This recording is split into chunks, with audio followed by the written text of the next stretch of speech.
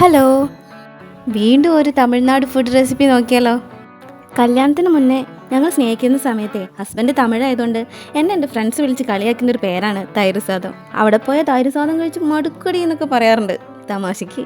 അതൊക്കെ ഒരു കാലം. ഇപ്പോൾ അല്ലാണ്ട് മിസ് ചെയ്യുന്നുണ്ട് ഇതൊക്കെ. ഇവിടെ വന്നപ്പോഴാണെങ്കിൽ നേരെ തിരിച്ചാ. ഹസ്ബൻഡിൻ്റെ വീട്ടിൽ അത് ഉണ്ടാക്കി കണ്ടിട്ട് പോലുമില്ല. ഒരു ദിവസം ഇപ്പോൾ റീസെൻ്റായിട്ട് കറി വയ്ക്കാൻ ഒന്നുമില്ലാത്തൊരു ദിവസം ഹസ്ബൻഡ് ആദ്യമായിട്ട് എനിക്ക് തൈര് സാദം ഉണ്ടാക്കി തരുന്നത്. ഇന്നും കൂടെ ചേർത്ത് 2ാം തവണ. ഇന്ന് പക്ഷെ കറി വെക്കാനൊന്നും ഇല്ലാണ്ടിരുന്നിട്ടല്ല, ഒരു പൂതി കഴിക്കാൻ. അപ്പോൾ പിന്നെ മൂപ്പരുണ്ടാക്കി തരാമെന്ന് മൂപ്പരും. പിന്നെ ആർക്കാ പ്രശ്നം. പിന്നെ ഒരു ഡിസ്ക്ലെയിമറായിട്ട് പറയാം, ഇത് ഹസ്ബൻഡിൻ്റെ മാത്രം റെസിപ്പിയാണ് കേട്ടോ. ഇങ്ങനെ ആക്കുമ്പോൾ പിന്നെ അധികം പുളിപ്പൊന്നും തോന്നില്ല. എനിക്ക് അധികം പുളിയുള്ള ഫുഡൊന്നും അത്രയ്ക്ക് ഇഷ്ടമല്ല. പക്ഷേ ഇത് ഇങ്ങനെയൊക്കെ വെള്ളം ഒഴിച്ചൊക്കെ ആക്കുമ്പോൾ നല്ല ടേസ്റ്റാണ്. പിന്നെ ഇത് ഹീറ്റ് ബോഡിയൊക്കെ ഉള്ളവർക്ക് ശരീരം കൂളാക്കിയൊക്കെ വെക്കാൻ സാധിക്കുന്ന ഒരു ഫുഡും കൂടിയാണ് കേട്ടോ തൈര് സാദം. ഇപ്പോൾ തൈര് സാദം എന്ന് പറഞ്ഞാൽ എനിക്ക് ഒരുപാട് ഓർമ്മകളൊക്കെ ഉണ്ട്. ബാംഗ്ലൂർ കൂടെ വർക്ക് ചെയ്യുന്ന സമയത്തൊക്കെ അവരൊക്കെ പറഞ്ഞ് കളിയാക്കിയതും പിന്നെ ഹസ്ബൻഡ് ഇതുപോലെ സ്നേഹത്തോടെ ഉണ്ടാക്കി തരുന്നതും.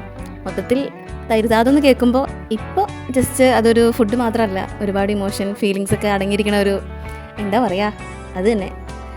അപ്പോൾ അത്രയൊക്കെ തന്നെ. പിന്നെ ഇഷ്ടപ്പെട്ടാൽ ട്രൈ ചെയ്ത് നോക്കുക. ശരീരത്തിനൊക്കെ നല്ലതാണോ. ഇടയ്ക്ക് എല്ലപ്പോഴും ഈ ചിക്കനും ഇതൊക്കെ ഒഴിവാക്കിയിട്ട് ഇടയ്ക്ക് ഇതുപോലെ നല്ല ഫുഡൊക്കെ കഴിക്കാൻ ശ്രമിക്കൂ.